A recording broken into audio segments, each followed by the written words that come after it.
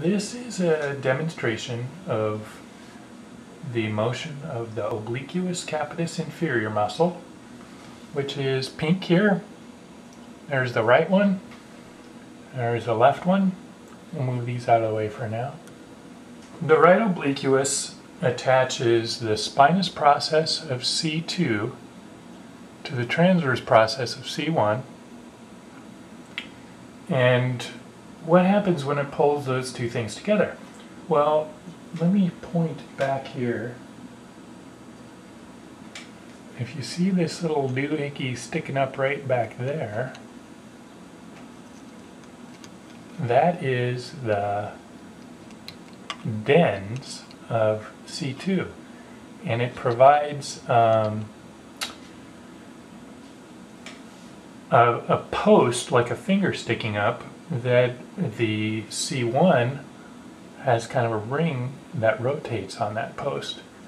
So if we contract the right obliquus, then that's going to pull, and if C2 remains kind of more stabilized, it's going to pull C1 closer to C2, and it's going to create a rotating motion. If the right one contracts, then the person's going to rotate their head to the right.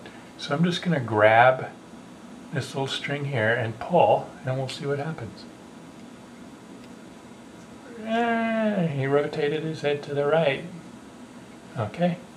And if I pull the other one, rotates his head to the left. Right. Left. And you see the kind of sliding surfaces. Boy, this is a nice illustration of the sliding surfaces. Yeah, that looks real good. You can see the dens sticking up of C2. You can see how C1 moves with the head in rotation. C1 and the head move together, and C2 and everything below stays put. That is beautiful. Okay, so this person has rotated to the right and left. Do you want some more vegetable soup? Here we have the Splenius Capitis, which effectively attaches from the mastoid process to the spinous process of T1. If I were to contract these muscles, we could get head rotation as well. You see it also kind of pulls the head backward. And if this would also side bend the head like this when it pulled. But as far as just those little rotation movements, the obliquus is much better designed for pure rotation. And just the little motions you do every day, like because of its angle is, in fact, in this demonstration, it's actually much flatter like this. It's almost horizontal in a real body. So when it contracts, its pure motion is to bring this closer to this, which is pure rotation. So the obliquus is the best muscle there is for rotating the head from 45 degrees this way back to neutral to 45 degrees this way back to neutral. That's half of the rotation available in the head. If you want to go farther than this, then you have to start engaging this as well.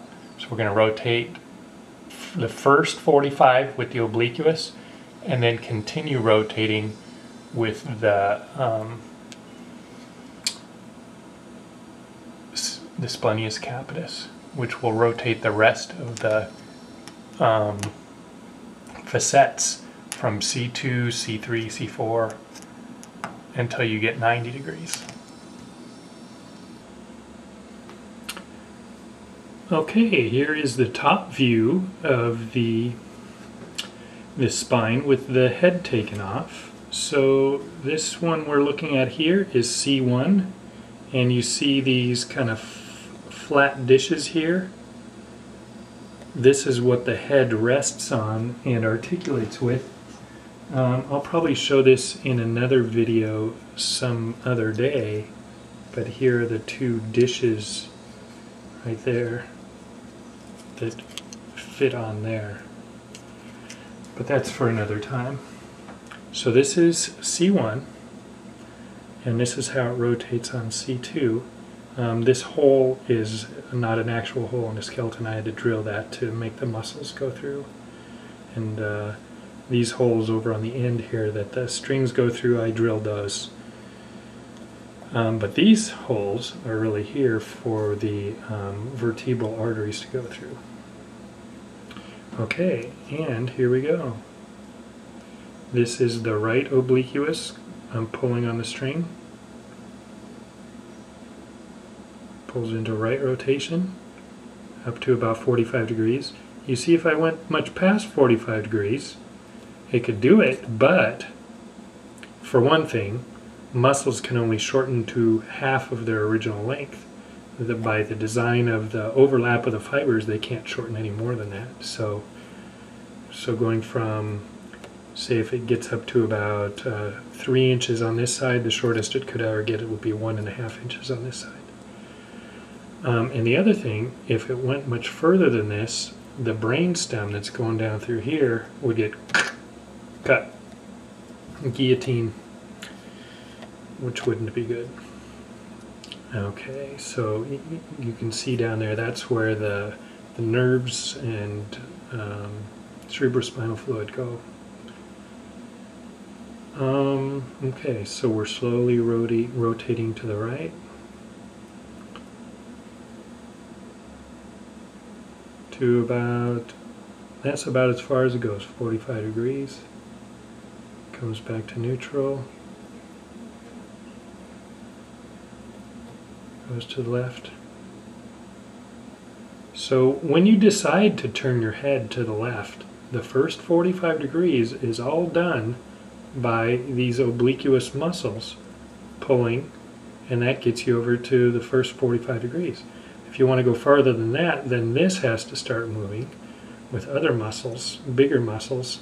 It has to start moving the whole skeleton. This one moves, then this one moves, then this one moves, then this one, and the whole thing turning will get you up to 90 degrees. Boy, this guy doesn't want to go that far though.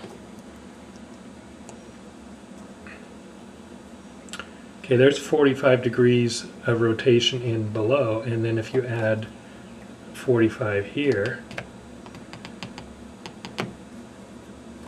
then you get to 90 degrees. So this person is facing flatly to the wall on the left.